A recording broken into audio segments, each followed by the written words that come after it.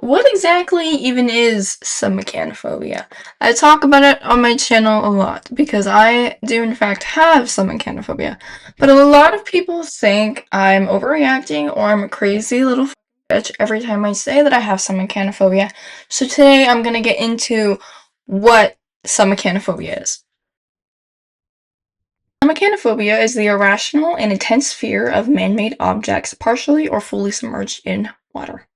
These include anything from shipwrecks to abandoned animatronics in water, and everything in between, such as submarines. Submechanophobia is a fear that can be diagnosed by a professional, and to do so, it cannot be triggered by another disorder, such as general anxiety, and symptoms must last at least 6 months. While it is a real fear, man-made objects in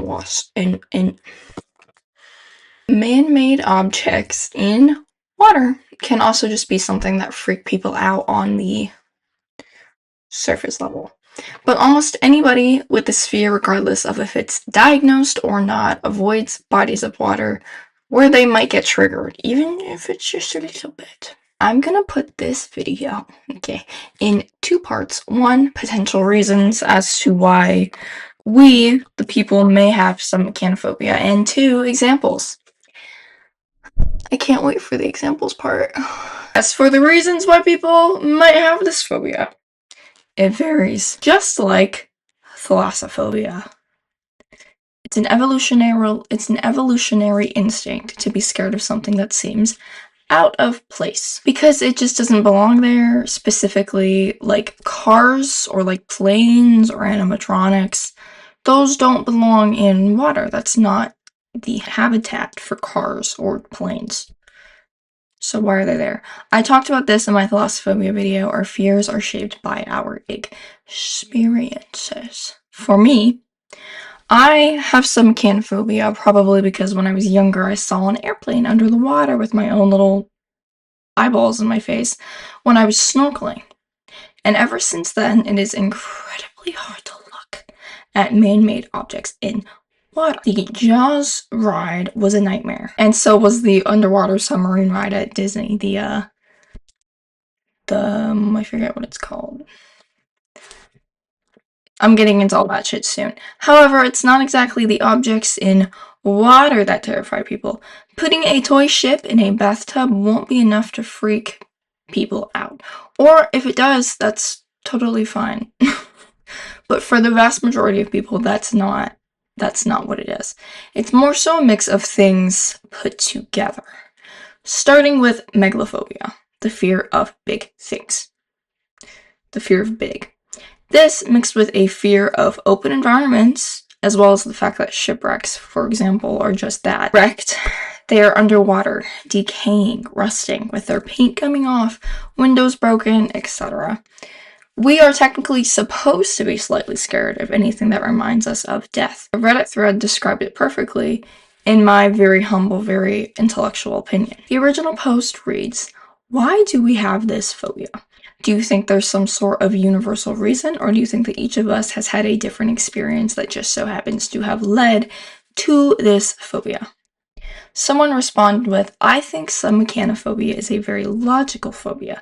Seeing a large man-made object submerged can be unsettling because our natural reaction is that it just doesn't belong there. Like coming home to find a great white shark just laying in your living room, silently staring at you. It's all kinds of fucked up and wrong because that's not its natural environment. It shouldn't be there. The brain has trouble processing it." Or shipwrecks. Large vessels that once carried hundreds of people, cargo, etc. Tons of metal and machinery just sitting at the bottom of the ocean. They look so out of place because they're meant to be on the surface, and they're an ominous reminder that you're never truly safe. The ocean can just swallow you whole, no matter how big you are. And a follow-up comment to that one, exactly, the shark and home analogy is perfect. Also adding, a shipwreck is a ship without paint, without windows, a dead corpse of a ship. And dead triggers fear or repulsion in people. PPL. Shipwreck zones, deep ones, used to look like dead places. And a shipwreck looks like a sleeping creature that you don't want to wake. Megalophobia, fear of open and wide environments without any place to run / hide / cover. It's not exactly just that, it is a group of concepts and subtle ideas that lurk under the subconscious. Also, the fact that things like rust and sharp pieces of metal can literally like kill you and like impale you, so all around it's not necessarily the fear of something being in the water, it's more so the instinct that you're in danger or somewhere you shouldn't be. What scares a lot of people, in particular, is these objects being underneath them. It is definitely unsettling to look. It's unsettling to look down at your feet, floating, dangling in the water aimlessly, and just below it is a sand-covered shipwreck or like an in-half plane. That was the plane that I saw. It was in half. Talk to me about that. However, something many may not know is that ships sometimes get sunk on purpose to create artificial reefs and little or big ecosystems for critters to live in. I think that's cute. That's why I included it. I don't get to talk about cute things on this channel very often. So, as creepy as shipwrecks might be, some of them are good for the environment, as long as they're sunk on purpose. The ones that sink organically are pretty harmful because of the toxic oil and fuel, but usually when you're sinking a ship on purpose, they don't put toxic oil and fuel. The first example I have is going to be about theme parks. Actually, because theme parks are quite the hotspot for submechanophobia. First, if you've ever been to Legoland, you may know exactly what I'm about to say. Here's this fucking thing. We used to go frequently when I was a little youngin', and imagining that the part that went under always disturbed me because I knew it was, because it's not Legos all the way down to the bottom. It's little poles that stop at the bottom of the Legos. Yeah, I hope that made sense. I'm not gonna re-explain it. I was disturbed by it and interested in it, and I would just like look at it for like long periods of time, just trying to figure out what was so unsettling about it. Why is this thing in water scary? And it wasn't even like that big. To me, it was big, but like to me when I was little, it was big because I was 3 feet tall. But to me now, 5'7", 5'7", by the way. I don't know if I'd be so scared of it. It would probably unsettle me, but I don't know if I'd be standing there staring at it for an hour on end. The Jurassic Park River Adventure at Islands of Adventure is also a very strong contender. I personally don't get too freaked out by it just because we're not in deep water. Like, we're not in deep water at all. It's literally just like water, but you can see the bottom of it. That's fine. However, the next one does in fact freak me out. But the River Adventure is hard to be scared of because of how old it is. The animatronics don't work like they used to. And the Brachiosaurus that you see like right as you get on the ride, its neck is like... But for some, that may make it even scarier. For me, I kind of just laugh at it. It's like, I love Brachiosauruses. Fix the fucking animatronics, Universal. We know you have the money. You just opened an entire new park. The Jaws ride that once sat right in the heart of Universal Studios is heavily talked about and discussed among those with this fear. And me, I discuss it. I have my own stories about this ride. I have my own few. I think I have probably been on it like 3 times in my life because I was really young when they took it away. Maybe like 2. I don't know, man. The shark animatronic is one thing, but the metal underneath the ride and in the water and like the way that the shark is like controlled. Jesus. You can still see all of it in the water to this day. Obviously the shark's not there, but all of the mechanics of the ride, it's still there. They use it for like water shows now. I am a very proud Universal girl. I used to have an Universal annual pass. Why was that so hard for me to say? But bring back the Jaws ride. That shit was fire. I don't care how scared it made me. That shit was fire. Next, we have the Serpent from 2000 Leagues Under the Sea. That's the name of it. AKA the Submarine Voyage over at Disney. However, it is not 2000 Leagues Under the Sea anymore. It's a Finding Nemo ride, I believe. It's terrifying, though. Like, the make of the submarine... I'd rather you shoot me dead in the skull. This is shown a lot in Submechanophobia forums and, like, discussions because it quite literally depicts the fear perfectly. They changed the serpent to be less creepy, though. It's still pretty creepy, you know what I mean? Also, for me at least, the actual submarines from that ride are also terrifying. But to be fair, the entire ride is a nightmare for me personally. They rebranded it, I just said this, to be Finding Nemo themed, which... I don't know if that would be any less terrifying for me. I'm going to Disney next month. So maybe I'll go see it. Maybe I'll ride it. Disney's Jungle Cruise is also talked about a lot, and for good reason. The fucking hippo, dude. What the hell is that? Shipwreck Rapids at SeaWorld. I don't know if that's still there. I don't keep up with SeaWorld. I don't fuck with SeaWorld. One of the best days of my life was at SeaWorld, though. It was the 5th grade SeaWorld school trip. I remember that like it was yesterday. In my little brain, it was. I can't lie to you, though. This photo is not doing much for me. You would think that SeaWorld would be really big with Submechanophobia, but it's not. There are a few things here and there, but like, there's not really much there that freaks me out. Now, getting into the real nitty-gritty stuff. We're going to talk about my favorite thing in the entire world. Submarines. There is nothing that is worse, in my opinion, than a submarine, especially a really very big submarine. Specifically, the Russian Typhoon-class submarines. We get Russian submarines off the coast of Florida, not the Typhoon class. I don't even want to know what that would mean. As for our geopolitics, however, those submarines are usually missile submarines. I don't want to know what that means for my personal safety, so don't tell me. However, and truthfully, any and all submarines scare the ever-loving shit out of me. I don't care how big or small it is. The Titan submersible?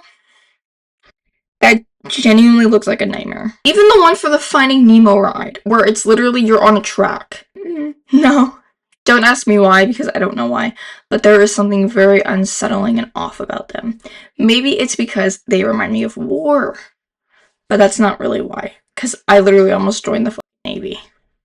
So obviously that doesn't scare me. I don't know, but don't they say our fears manifest because of the way we died in another life? What's funny, though, about me, and I'm about to touch on the whole Navy thing, having Submechanophobia and being scared of submarines is that I almost enlisted. In 2024, right before the presidential election. I look back and I'm like, me at boot camp.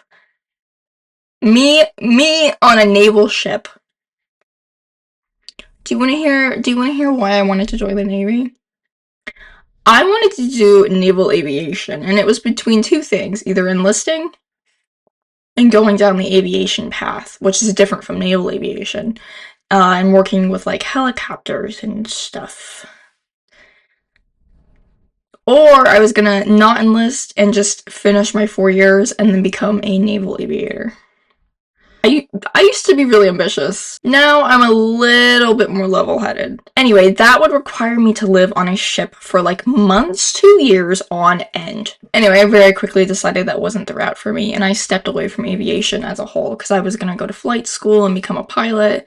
And then one day I was like, too much money, and I want to do criminal justice, and now I'm a criminal justice major, and I'm sticking with it because it's my actual passion in life and always has been. Last time I was at the beach was in June of 2025, so almost a year ago, for the Panthers Stanley Cup celebration, back to back. I've read that there were submarines active on our coast then. I have not gone back to the beach since. I haven't returned. Next example, Shipwrecks. There are different levels of shipwrecks. There's the ones that lay right on the surface. Usually those are the ones that get beached, like in the conversation of the Costa Concordia. However, cruise shipwrecks are really rare, like really very rare. They don't happen very often, let alone seeing them on top of the surface or beached. The Costa Concordia was a phenomenon because of how rare a situation like that is. However, there are a few hotspots all over the world when it comes to beached shipwrecks. In Florida, we have quite a lot. There's one in Isla Mirada,